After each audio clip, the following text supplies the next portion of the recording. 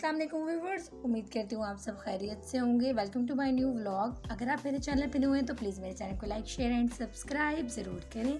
Guys, आपके साथ share करूँगी टिंडे गोश्त की रेसिपी, बहुत आसान और जल्दी से तैयार हो जाने वाली। आप चाहें तो ज़रूर मेरी रेसिपी से ट्राई करें। गाइस, सबसे पहले मैंने पैन में ऑयल डाला। ऑयल डालने के बाद उसके अंदर गोश्त शामिल कर दिया।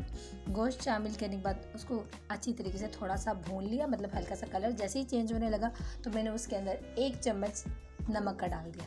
नमक का डालने के बाद उसको अच्छी तरीके से मिक्स करने के बाद उसके अंदर 1 चम्मच मैंने अदरक और लहसुन का पेस्ट डाला। दोनों मिक्स थे तो इसलिए मैंने 1 चम्मच डाला। अगर आप पास अलग अलग है तो हाफ चम्मच दोनों के हम डालेंगे। उसके बाद 1 टेबलस्पून सिरके का डाला और मैंने ज़ीरा ले लिया। ज़ीरा थोड़ा सा 2-3 चुटकी था ज़ीरा, यानी हाफ़ टी स्पून कह सकते हैं। तो वो मैंने थोड़ा सा उसको कूट लिया। कूटने के बाद वो भी मैंने गोश्त में शामिल कर दिया। उसको अच्छी तरीके से मिक्स किया। मैं 2-3 बार फिर दोबारा से चम्मच चलाने के बाद उसके अंदर 2 चम्मच सुर्ख मिर्च के डाले।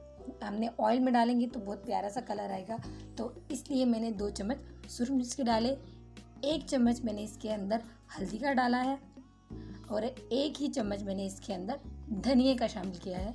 उसके बाद उसको अच्छी तरीके से मिक्स कर लिया। आप देख सकते हैं कि कितना प्यारा इसका रेड सा कलर आ गया है। उसके बाद जो मैंने कट करके प्याज रखी थी, ना इतनी मोटी काटी है ना इतनी पतली, दरमियाने साइज़ की प्याज कट की है, क्योंकि हम इसको हीट लगाएंगे। अगर आप चाहते हैं कि हीट के बगैर बनाना तो आप इसको दम भी दे सकते हैं, लेकिन मैं इसको कुकर में बना रही थी तो मैंने इसलिए इसके अंदर पानी डाल के और इसको हीट लगा दी। आपको पता है ऑटोमेटिक हीट मैक्सिमम 15 से 20 मिनट की लगाई है मैंने, ताकि गोश्त भी गल जाए। और 20 से 25 मिनट की लगाई है। गोश्त भी गल जाएगा और जो प्याज खड़ी है वो सारी घुल जाएगी। उसके बाद इतने ही मैंने कुकर में गोश्त चढ़ाया। उसके साथ ही मैंने टिंडे छील लिए। छीलने नहीं है, सिर्फ खुरच के उतारने हैं, क्योंकि ये देसी टिंडे थे तो इसलिए मैंने इसको दरमियान में से कट किया है। जैसे हम तरबूज को भी कट करते हैं दरमियान में से, इस तरीके से टिंडे कट किए हैं। इस तरीके से बीज बाहर नहीं आती टिंडों के, वरना आप जब पका के हटते हैं तो इसके ना फ़ौरन ही ना बीज सारे ना और इसमें सालन में हो जाते हैं। तो इसलिए मैंने ना इसको दरमियान में से 2 टक लगा के कट किए थे। फिर उसके बाद उसको अच्छी तरीके से जब वो गल गया तो उससे अच्छी तरीके से उसका पानी सुखा के उसे भून लिया। उसके बाद 2 चम्मच दही के डाले खाने के। फिर उसके बाद खाना खाया। मज़ेदार से टिंडे गोश्त तैयार हो गए। गाइस, अगर आप चाहते हैं कि मेरी रेसिपी से ट्राई करें तो ज़रूर ट्राई करिएगा और मुझे ज़रूर कमेंट्स करके बताइएगा कि आपको कैसे लगे। उसके बाद यार गाइस, हमने जाना था शॉपिंग करने, तो उसके बाद मैंने गाउन पहना। जल्दी से मैंने मास्क लगाया। मास्क का बहुत फ़ायदा होता है, नकाब करने की ज़रूरत नहीं पड़ती। तो फाइनली फिर हम शॉपिंग के लिए बाज़ार पहुँचे। वहाँ से एक शॉप पे गए, वहाँ से हम ज़्यादातर यहीं से कपड़े लेते हैं। बहुत प्यारी शॉप थी, वहाँ गए। फिर काफ़ी सारे उन्होंने ड्रेसेस खोल के दिखाए हमें, तो वहाँ पे कुछ समझ नहीं आ रहा था कि कौन सा ड्रेस लूँ। तो लेकिन यह है कि काफ़ी टाइम के बाद उन्होंने काफ़ी सारे ड्रेसेस ओपन करके दिखाए, क्योंकि ईद के लिए ले रहे थे तो रेडीमेड थे, स्टिच हुए आए थे, तो इसलिए ले रहे थे। तो फिर उसके बाद काफ़ी टाइम के बाद हमें वहाँ से कोई 2 सेलेक्ट करने थे ड्रेसेस। एक मेरी जो छोटी सिस्टर है उन्होंने लेना था और एक मैंने। तो फाइनली फिर हमने दोनों ने अपना ड्रेस लिया। उसके साथ ही बहन ने स्लीपर लेनी थी, तो फिर हम फाइनली एक शॉप पे गए। वहाँ पे जाके हमने स्लीपर सेलेक्ट करी बड़ी मुश्किल से। वहाँ पर स्लीपर इन्हें बिल्कुल भी बहन को समझ नहीं आ रही थी। फिर हम मजबूरन दूसरी शॉप पर गए।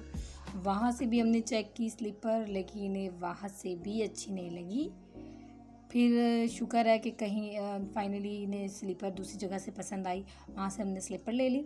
ये मैं आपको सब चीज़ें घर जाके रिव्यू दूंगी इसका कि कैसी चीज़ें थी, और मैं आपको दिखाऊंगी कि आपको अच्छी लगेंगी, उम्मीद करती हूँ। तो उसके बाद ही फिर मेरे पास जो ड्रेस था वो मैंने शेयरिंग कर दिया था। जो मेरे पास, मैंने आपको मेरा अगर फर्स्ट व्लॉग देखा हो, बर्थडे का, तो उसके अंदर जो मेरा ड्रेस आया था उसको मैंने शेयरिंग किया था। तो उसके साथ ही ना मुझे उसके साथ की लैस लेनी थी, तो हम लैस शॉप पर गए।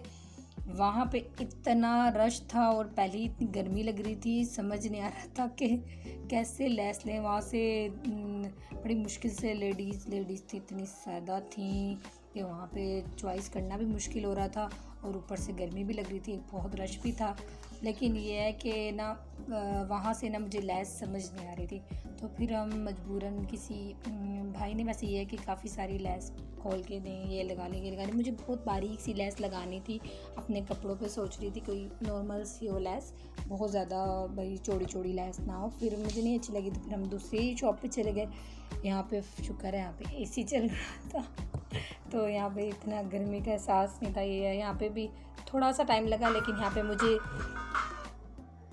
लेस अच्छी लगी, वो लेस प्यारी थी जो मैंने ली, लेकिन मुझे बारीक सी चाहिए थी, छोटी जो बारीक बारीक सी लेस होती है वो ली। फिर फाइनली हमें मिल गई। फिर उसके बाद हमने दर्जन के पास जाना था, क्योंकि दर्जन को देना भी था। वहाँ पे ना छोटे छोटे मानो के बच्चे थे, लेकिन मुझे क्या पता था मानो की अम्मा भी उनके पास ही है। लेकिन ना वो ना मानो कि वो एकदम बोली में थी, पूरी डर गई उसको देख के। फिर उसके बाद हम दर्जन के घर गए, उनके पास बहुत प्यारे प्यारे पैरट्स थे, छोटे छोटे से, वो बहुत प्यारे थे, उनको देखते रहे। और फिर फाइनली उनको कपड़े दे के घर आए। यार बहुत थक गई। फिर उसके बाद ना हम लेके आए थे चाट, भूख भी लग रही थी, रास्ते में से चाट ली थी, फिर घर आके जल्दी जल्दी से चाट खाई। ये फाइनली बहन ने ये स्लीपर ली थी, उसके साथ ही मैंने 2 ड्रेसेस लिए थे। ये येलो वाला मस्टर्ड से कलर का है, ये लिया था, ये मेरा ड्रेस है। और गाइज़ आपने ज़रूर बताना दोनों में से कौन सा आपको ड्रेस अच्छा लगा। और ये मेरी छोटी बहन ने ड्रेस लिया था, ये भी बहुत प्यारा था।